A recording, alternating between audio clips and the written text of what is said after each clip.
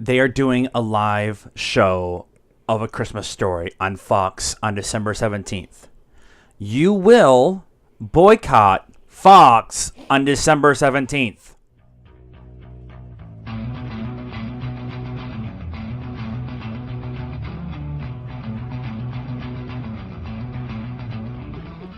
Hello, cult members, and welcome to the Pop Culture Cult. I'm Sean. I'm Janice. And, yeah, they're going to do one of those live for TV events with the... Don't fucking touch it. Miracle on 34th Street would make sense to me. Right. But, you know, that's, you know, it's everybody's favorite Christmas movie, and that can't be touched. But The Christmas Story, my fucking favorite Christmas movie. It's on all day on Christmas Eve in this house. Well, until football happens. Or when we're opening presents and you have the log fire thing on the TV. Christmas Eve, not Christmas Day. Oh, that's true. That's Christmas Eve. That's true. So we have a bunch of stuff to go over this week. We're going to be completely honest and say that almost all of it is Disney. Well, when Disney owns the world. Yes, and we will get into that. But we're going to do our Thor Ragnarok review. We were going to do a standalone review, but unfortunately we were not home all weekend. And when we did get home last night, there was a lot of I need pizza and a shower and my bed. Yes. And so the thought was to do it last night, and we just didn't do it. So we'll do it now. We'll talk about Star Wars and Disney, and then some more Disney, and then some Disney, and then Disney. All right, so it's going to be the episode 49, the Disney edition of the Pop Culture Cult. You ready? Yes. Okay. So Thor Ragnarok was on Friday. We went on Friday. A lot of people saw it on Thursday. Yep. Some people saw it a month and a half ago because they're fuckers. So we went and saw it in the Super Dolby Uber Theater. Yep. They still need to fix the seats. And that was awesome. It was good in Dolby with the rumbling and the big screen and everything. And the really good picture quality and yeah. super bright colors, and it's full on Jack Kirby. So it's all the colors and all the the yes. weird costumes and stuff. And so what did you think? We're not going to... Is there spoilery stuff? Yeah, I guess there's kind of spoilery stuff in this one. So we're not going to spoil it, but we do want to kind of review it. So what did you think? I thought it was good. I definitely thought it was the best of the three Thor movies. Yes. I liked the first one. I didn't hate the second one. There are some people out there that did, but it wasn't my favorite. But this was definitely my favorite. It was very funny. It was very funny. It wasn't all comedy all the time. Right. There was some serious stuff that was going on, and there was some sad parts. But for the most part, it's a comedy. It's a... Yeah, there's a lot of... it's not comedy for comedy's sake. We talked about that earlier, about how, for me anyway, Guardians of the Galaxy 2 kind of felt like... a lot of the jokes, like they had the jokes ahead of time and tried to wedge them in. Yeah, like right around them. And Thor, it was more of like kind of offhanded comments that were funny. And Taika Waititi's character,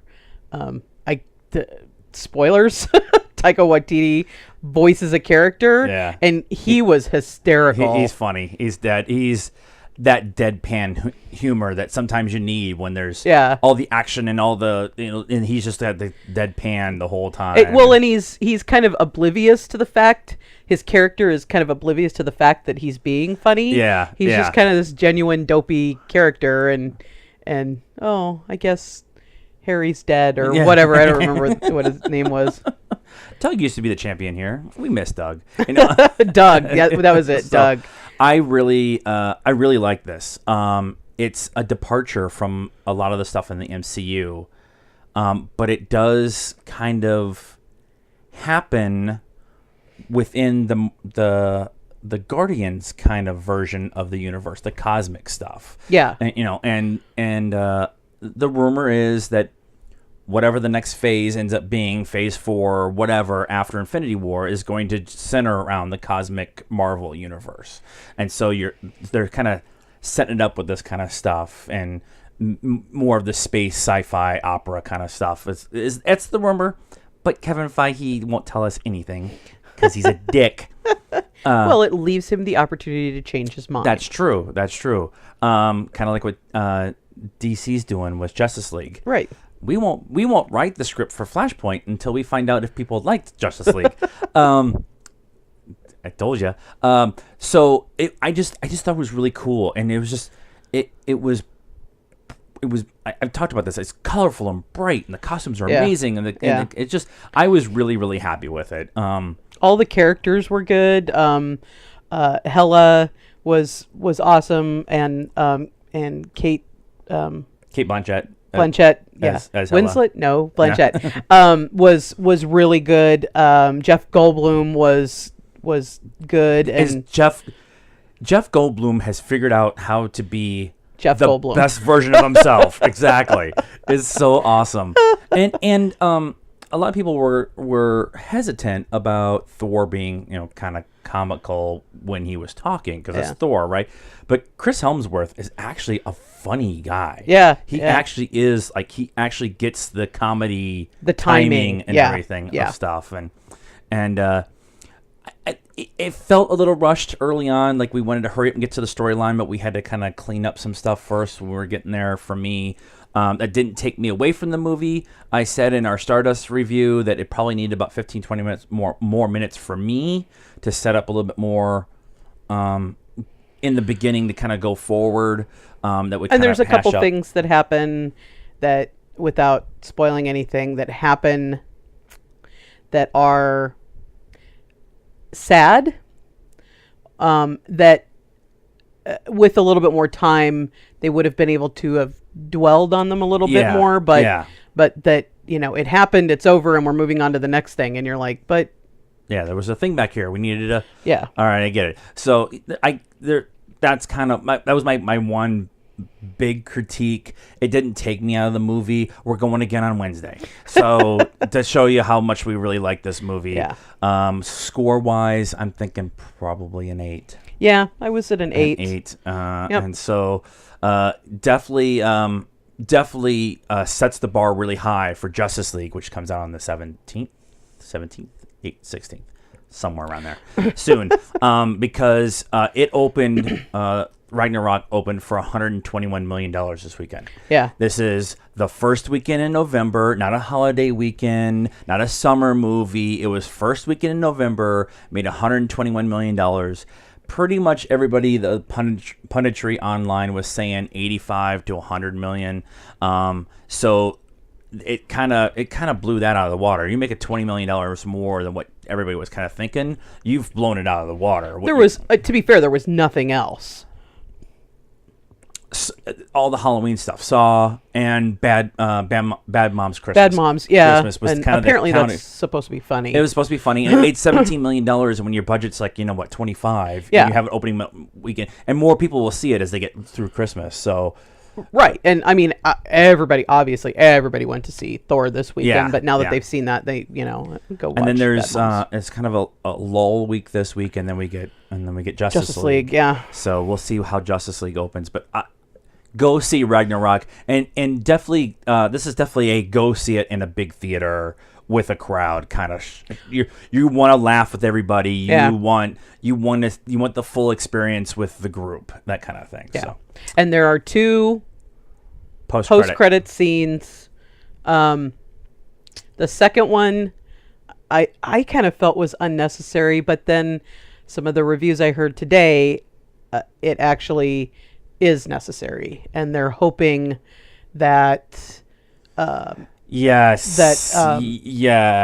next one picks up like right there. And Taika Waititi's already said he wants to do Thor Ragnarok 2 and not Thor 4. Right. So I'm way okay with that. He's been a lot of fun. He's been a character in himself with all the promotional stuff. And so go see it in a big theater with a crowd, with your friends, like we're doing again on Wednesday. So we got like a lot of like Star Wars, like little stories. So we just decided to lump them all into one big story. We had the new TV spot that just kind of dropped. That no one knew was coming. Game 7 of the World Series. We're watching. We weren't even home that night, were we? Oh no, we were watching. We were doing something. I don't know, whatever. And I'm all over Facebook and Twitter, and all of a sudden it just explodes with new TV spot from Star Wars. Yeah. And we're like, what? And so we watch it. Now there wasn't a whole lot of new stuff, but there was some new stuff, and I don't think they necessarily gave anything away. But we had Chewie we're home moment, and yeah. Luke steps into the cockpit. I'm not giving spoilers away. It's on TV. Luke steps on the cockpit of the Millennium Falcon and turns all the lights up by himself in the all black outfit, and it's just like, is Luke on the Millennium Falcon? Is this what happens right now? And then and there's another shot with Rey doing more of the lightsaber training and stuff like that. Yeah. And she looks pretty close to tapping in the dark side. It was very angry in her fighting and stuff. And so yeah, we'll see. We already like we've talked about. We already have tickets, but it just out of nowhere, no press that there was going to be a new spot or anything or whatever in Game 7. And if I don't know what would happen if if the World Series hadn't gone to a Game 7, if they just would have dropped it anyways. But that's true. That's it was interesting. Like in the fourth inning, and they just no warning, and even poof. at Collider, they were doing. Was it Schmoville? They were doing Schmoes Schmoes Nose, and and all of a sudden somebody ran on. They're like, "There's a new Star Wars trailer." We're gonna stop what we're doing to watch the Star Wars trailer. Just completely out of the blue. It's awesome. I love it when they do stuff like that. Yeah. Was it Pacific? No, it wasn't Pacific Rim. Black Panther. We got up Monday morning and just poof, here's Black Panther trailer. Like no press release, whatever. We get up in the morning and here, ta-da! And it's still amazing. Wake up presents. So the next Star Wars story was Kathleen Kennedy was on the Star Wars show. Now, I love the Star Wars show. It's like 8-10 minutes. It's filmed at Lucas Studios in San Francisco. I think it's technically like Santa Clara, but whatever. But San Francisco, and Andy Gutierrez and Anthony Carboni. There you go. Do the show, and Anthony lives in L.A. and flies up and does a show during the week, and then flies home for the weekend, which is really funny. But they'll just it's Lucasfilm. They're in like a broom closet in doing this show, and they just grab people walking down the hallway. Yeah. Pablo Hidalgo's like four desks over from their production guys, and Dave Filoni's in there all the time talking about Rebels and whatever. So Kathleen Kennedy apparently is back from the UK since they got done with Han Solo and got back from Pinewood, and so they sat down with her and she talked about the story group is moving forward with the next 10 years of movies. Yes. And using what we have now, what she talked about, the names she talked about were Rey and Poe and Finn and BB-8. Yeah, the new characters. The new characters, and moving forward with that story. So she's not saying that they're doing 10, 11, and 12. Right. But they are looking at it, and of course they are. Right. Yeah, and you can only, there's been all this talk about, do we do a Fett movie? Do we do a Hutt movie? I think they still will do some of that. Do some of it, but, at some point you have to say that was 30 years ago, and we need to... Yeah. We have all these new characters, and they're very interesting. Phasma... Ahsoka. I would love to see them do a Ahsoka movie so bad. So even though she's Clone Wars era, because she was Anakin's apprentice, I would still love to see something with her. Yeah, there's a lot of the stuff you did around the Clone Wars that you could do and still have it make sense for the whole storyline. But like, there's a whole gap between 7 and 8. Or 6 and 7. Yeah, there's a huge gap between 6 and 7. Yep. And so you could do a whole storyline there, and then expand her universe. bring more characters in, Yeah. do more things, and you're doing that with the books. So why don't you expand it with the Well, and movies? obviously there is at least one new character, because Javier Bardem. No, who's the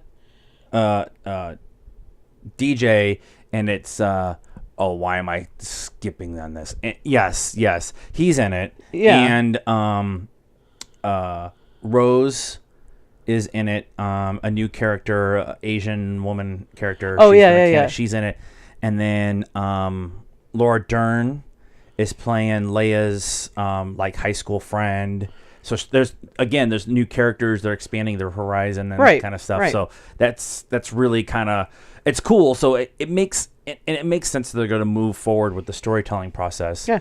What I would love to see is you do episode 8 this year, and then next year you have Han Solo, and then the following year you have 9, and then the following year you have Kenobi, and then the following year you have 10. And then the following year, you have whatever end up being the story that you want to tell there, the Fets, whatever. But have a standalone. It's part of the major universe, but it's not part of the Skywalker saga. Yeah. And have that, that way you get one big Star Wars movie a year. Yeah. And then you have the saga films every other year. Yeah.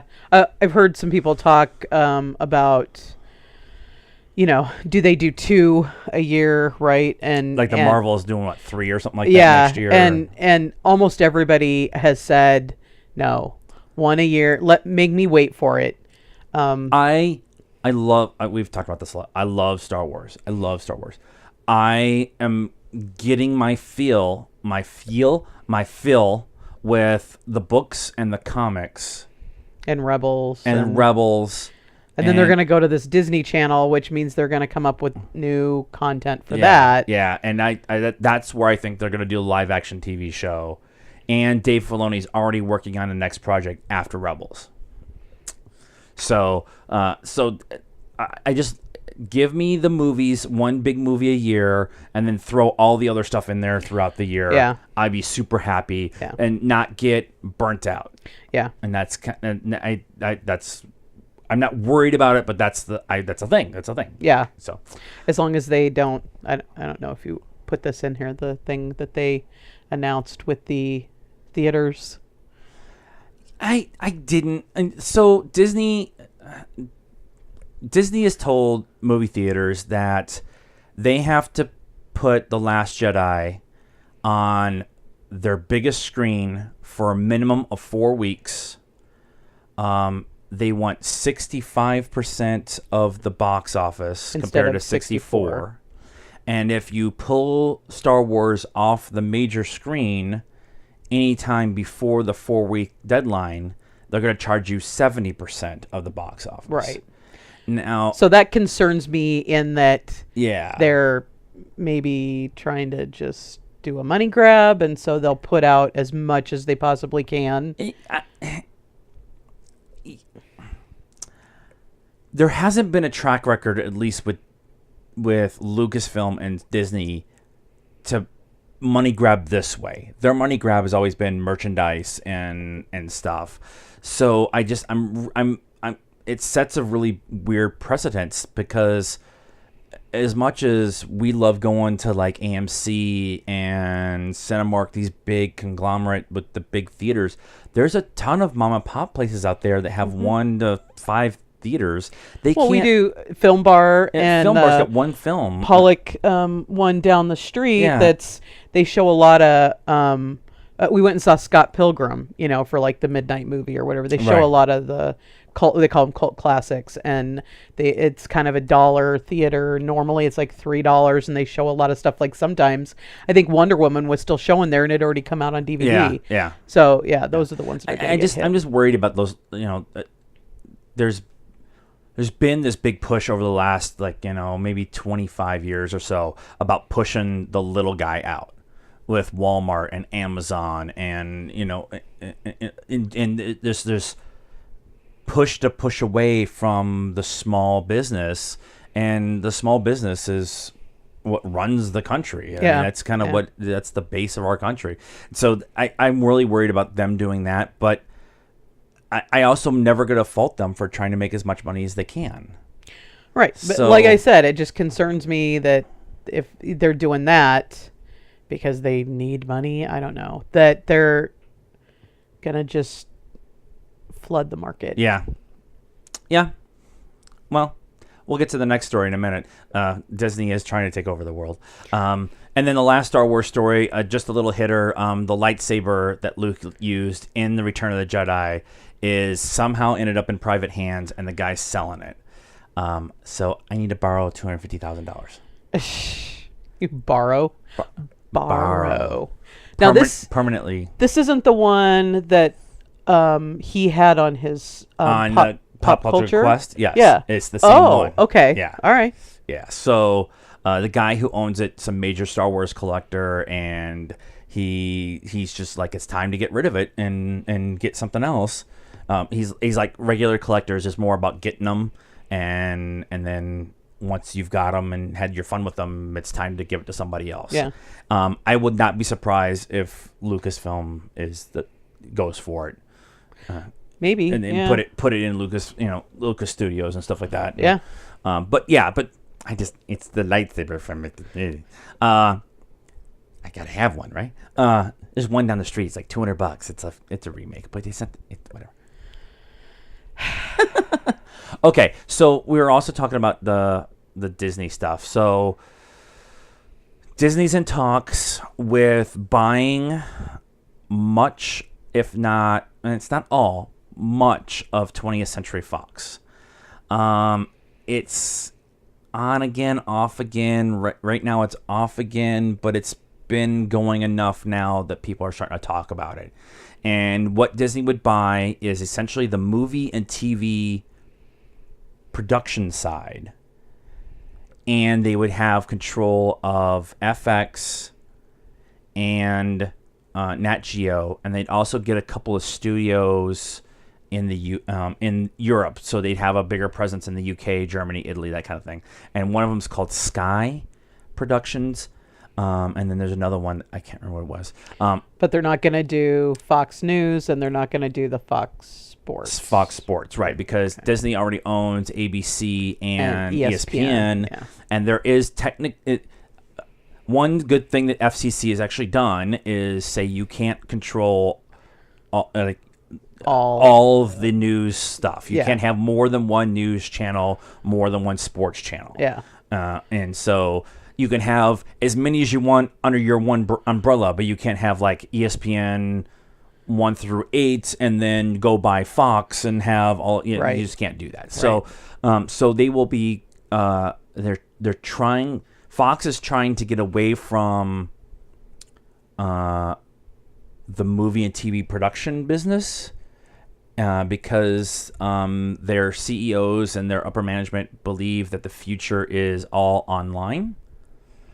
And so they are putting all of most of their baskets in that kind of direction and doing a lot more. Their eggs and baskets. Eggs and baskets. Their baskets. All ironed out.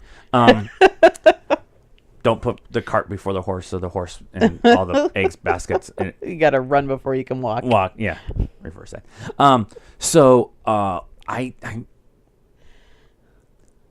back to the conversation we were having about with the theaters. This makes me more nervous than the theater thing, because at some point in time, Disney's going to own.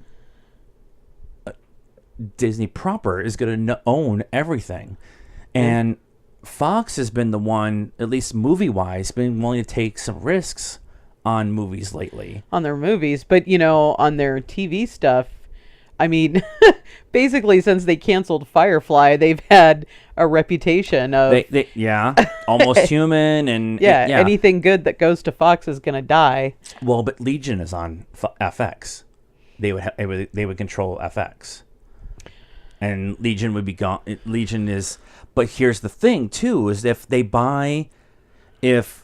Disney buys the Fox movie production company, they get everything that Fox owns, which currently is the X-Men and the Fantastic Four Yeah. rights. They own all. Fox owns all the rights to the X-Men universe, and so if Disney buys it, then they're under the umbrella with Disney, which is also under the umbrella of Marvel. Yeah, so they get X-Men back. But I like the universe as it is right now, where you have Marvel doing one thing, you have the X-Men universe doing its kind of its own like weird version of everything. You've got DC trying to figure it out, and it looks like they are, but they have a very different view of the world too. Well, and I mean, Fox has done Logan and Deadpool, right? Which are like the first. I mean, Deadpool was the first, and then Logan rated R comic book movies, and Disney Marvel has not made a rated R comic book movie, and Logan and Deadpool were huge, and so I don't critically know and financially successful. Yeah, but I don't know if Disney would be. I mean, I guess they have rated R movies. I don't can't think of anything off the top of my head, but if you look at some of their choices that like ABC's made, a lot of their TV shows are very safe and family friendly. Yeah, which is fine. I'm not saying that family friendly is wrong, but not everyone wants to watch the aw shucks versions of worlds. Sometimes we want to see something dark or something. You can have kids stuff for kids, but you need to have adult stuff for adults, because not everybody has little kids that they're taking to the movies. Right, exactly. And so that's kind of what my concern is that they will pull back on that. Yeah. And that just makes me super nervous. But in the grand scheme of things, they're not talking right now. There's nothing. There's no ink on paper. There's not even a proposal out there right now. So they're just talking. We can just talk about buying a bar for the rest of our lives until we actually put pen to paper. It's not really happening. But it's one of that. It's in that conversation of, when it happens, and it will happen, when Amazon and Facebook merge to become Face-Amabook. Face-Amabook. And Walmart Famazon, maybe Famazon, and Walmart buys out JCPenney, Sears. Sears is Kmart. Kmart is Sears. Oh, okay. So when Walmart buys out Macy's, Nordstrom's, Target, and Woolworths, because they're around, it's what's the movie where like everything's just this big, just run by big corporations. Pick a movie. It's a sci-fi movie, but that's movie. That's what it looks like it's going towards. And I go back and forth with this. I want people to have the opportunity to. We talk about this with the beer stuff. Yeah. When Anheuser-Busch was buying everybody out, and then Anheuser-Busch got bought out by AmBev, which is out of Austria. AmBev now controls like 60% of the marketplace in the world in beer. Yeah. And I'm never going to fault some little brewery here in town that sold their soul to Anheuser-Busch. That rhymes with more feeks. More feeks. More meat. I'm never going to fault them for wanting to expand their brand, and the only way they can do that is by going with a big guy. But at some point in time, somebody has to step up and say, we can't have this. We need to have more diversity, less monopolies, less mass control by the few. That's my political rant for the day. Thank you very much for watching. Good night now. Oh, wait, we're still here. Okay. Shop local. Shop local. Like Peixoto, our little coffee shop down the street. And more Disney news. I told you it was going to be mostly Disney. So they announced the new cast for Lion King. And because it's Jon Favreau and he can't do anything like, Little. So he made this picture, and it's the movie's come out in the summer of 2019. So it's going to be a live-action Lion King. And he put this picture together, and it's all the glamour shots of everybody who's going to be in it. Yeah. Let's see. I have it up because I couldn't write them all down. Donald Glover is going to be Simba. Beyonce is going to be Nala. James Earl Jones is going to be Mufasa. Because he's Mufasa, for fuck's sake. Chinwell. You know who I'm talking about, right? Simple names. It's going to be Scar. Alfre Woolard is going to be Sabria. So, yeah. John Oliver's going to be in it. John Conte, who was Black Panther's father in Civil War. In Civil War, yeah. And Seth Rogen. Who else is King Michael Ray? It's like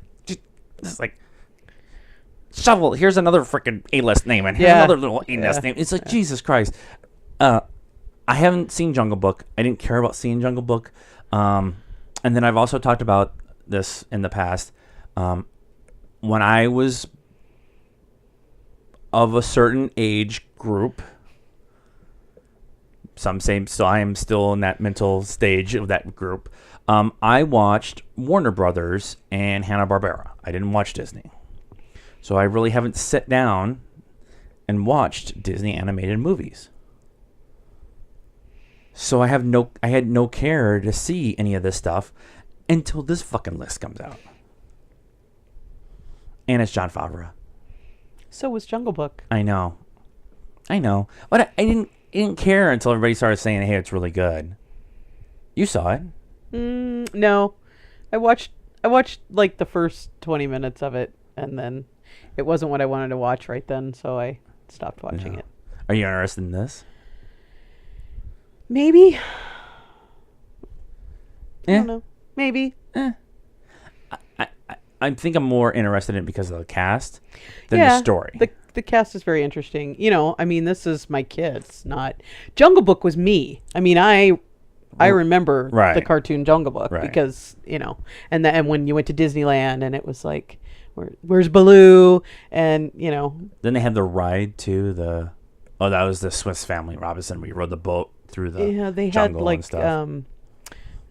Bear Adventure. I think Baloo might have been in there, but I think they had a section that was Jungle Book. Yeah. But Lion King and Aladdin and Beauty and the Beast, that's my kids. Yeah. Not me. I mean, I watched them sometimes because I had to. But well, when you watch them like 17 times in a day, you're kind of forced.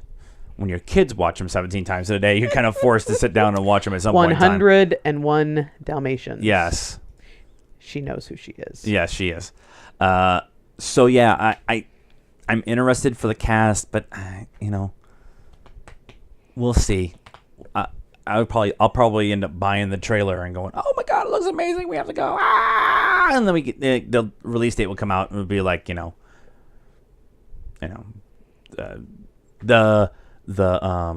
Dirty Rotten Scoundrels girl edition that they're making. It will come out the same weekend, and we'll want to see that. And I don't know.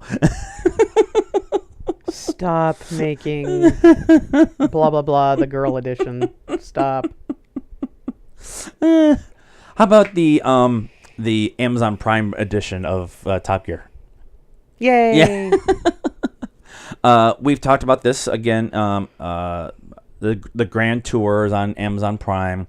It's the guys from the old BBC America, or the old BBC show Top Gear. They started off with a bang last year. They had a couple of they were very much fuck you shows. Yeah, they were. I'm gonna shoot Uzis and AK-47s and M16s for an entire hour, and we're gonna do it from the backseat of a car, and because you told me I could never do it. Right.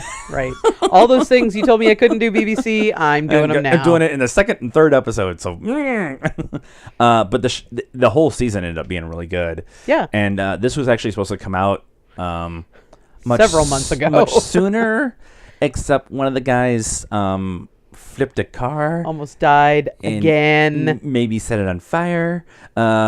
So Richard Hammond, who they call him Hamster, he's the little one on the show. In the old show, he had a jet-powered dragster, Yeah. and they were letting him drive it on an airfield. Yeah. And he did a couple passes and got a feel for it and kind of kept pushing it each time. And then they got to the next pass, and the guys are like, let it go and let's see what happens. And so he did everything he was supposed to, and actually didn't even do anything wrong. The front wheel like blew, tire blew. Exploded, and so then it's this at giant 200 miles an hour when your tire's this big and it blows. You're essentially a jet engine on wheels, and you're kind of strapped to the front of it, and then you flip it around a bunch of times. Yeah, and it was bad. Yeah, it was bad. So, but this season, they were doing a hill climb, and he was in some prototype car, and it's not a prototype. It's not a prototype anymore. He hit the corner like he was supposed to, and it didn't even do anything wrong. It just got out from underneath him. Yeah. Cold tires or wet track or whatever. Yeah. And instead of going this way, he went that way. And so he was out for a while, and so they had to cancel filming for a while. But it's back. He lived. His wife says, that's it. Your third strike. You're done. You do another one.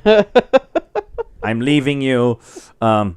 She's actually really cool, but I loved the show, Top Gear. They try to do it a couple different times here. Yeah, and they tried to keep going in the UK. And it's kind of hit and miss if it's good or not, but the Grand Tour is really good. So that'll be on Amazon Prime starting December 8th. And then our last little story is something very selfish for me. We don't have anything going on that weekend. So we've talked about the Ace Comic-Con, the new Comic-Con experience, and their second show is going to be here in Phoenix. And they announced that Tom Holland and Chris Evans were going to be two of their stars here. Well, it came out last week that Stan Lee's coming with them. And they're doing photo ops with Stan by himself, or Stan with Tom or Chris, or a photo op with Stan, Chris, and Tom. That'll be like $300. And you. And so I'm like, I was kind of wishy-washy, and now I'm like, I have to go at least for like Saturday or something. But the tickets were really expensive, weren't they? Yeah, they were really expensive. They were like $45 for Saturday or something like that. We can go to Phoenix Comic-Con for 4 days for $45. We're spoiled. But I think I want to at least maybe try to do a day and see if it's like Saturday, Sunday, Monday. Like Monday's the holiday, and so it's a 3-day. The back end is the 3-day. When is it? I thought it was in December. It's in January. Oh, okay. Oh, so Martin Luther King Day? Probably. So I maybe we'll go out there. It's at the hockey arena on the west side of town. It'll take us 45 minutes to get out there, but it might be worth it to go down there. I think it's just weird, a con in a arena. Yeah. Yeah. I don't understand how they're going to do that. Well, and the other thing that's kind of getting my attention too is some of the vendors. Vendors and some of the comic book artists that they have coming in. I'm like, we don't get to see those comic artists and those vendors very often. Yeah. And Stan Lee's Collectibles has got to be here too, so with a bunch of extra stuff. So because you're going to spend $45-$50 to get in for a day, and then spend all the monies on all the collectibles. I need more shelves. 2 weeks after Christmas. We'll see. So anyways, that's our show this week, episode 49 of the Pop Culture Cult. And it was the Disney edition. And what do you think about Disney? I made the joke earlier, Disney is becoming the Empire. Yeah. They are totally becoming the Empire. And at some point in time, us rebels will have to stand up against them. Not going to happen, probably. So what are you guys thinking about them trying to buy 20th Century Fox? And Kathleen Kennedy saying that there's a plan for the next 10 years after the last movie. And also that's why they're raising the prices on everybody, because they got to buy 20th Century Fox. And tell us what you thought of Ragnarok. Like we said, we're going to go see it again on Wednesday. It was so good. And so when you go see it, come back here and share your comments on this video. While you're here watching it this time, hit the like button just to tell us that you like us. And also up here, somewhere over there, over here, is a subscribe button. It's red right now, and if you click on it, it changes colors. You should try it. It's really cool. Magic. See, watch. Just go up there and click. See, change colors. You can also follow us on Facebook at the Pop Culture Cult. We're Pop Culture Cult 1 on Instagram, and we're at Pop_Cult 1 on Twitter. Please like and subscribe to all of our pages. Make the little things change colors and stuff. It's really fun. And you can also follow us on the Stardust app. It's free on your iOS or Google Play app stores. Download it, follow us first, and then go like all of your friends and stuff like that. Yep. We're almost at 200 subscribers on there, so woohoo! Help us out, guys. And someday we'll be late to the party and have 4,000 subscribers. And until next time, good night now.